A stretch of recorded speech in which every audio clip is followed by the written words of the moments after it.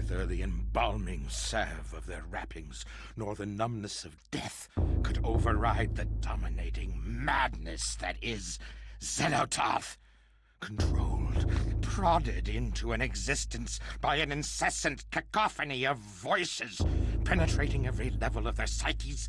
These corpses are coerced into life, ambling, moaning, shrieking.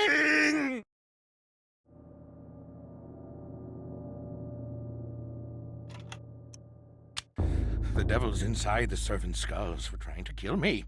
They plotted behind doors locked and barred and planned the downfall of the human race. I took care of the ones around me, stopped their plans.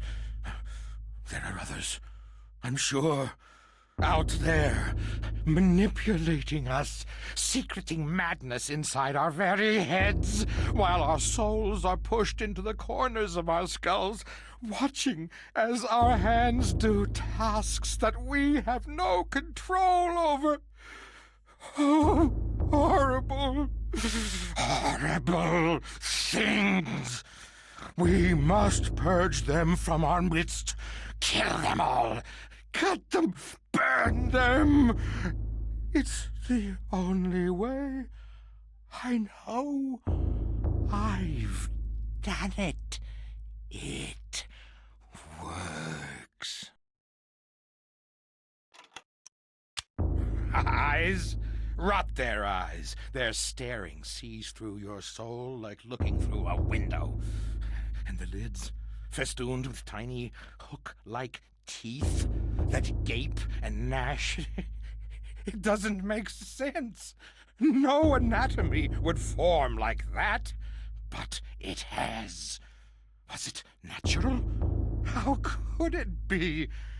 Oh, unholy beast, thou must be killed, lest you corrupt my world. Have at thee! Have at thee!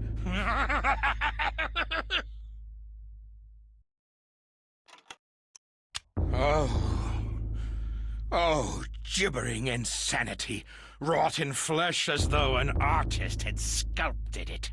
Created from nothing by their mistress Xel'lotath, a canvas as grotesque as any. Their bodies made no sense, no heads, no organs, an empty husk devoid of the trappings of nature, but it walked, it sang, it shrieked. A mockery of reason, both natural and mental, a blasphemy from beyond the veil. The veil has opened, and we should not see beyond. We weren't meant to, never, ever meant to. Oh, give us the blessing of ignorance, the happiness of oblivion. Innocence can only be tainted, never returned.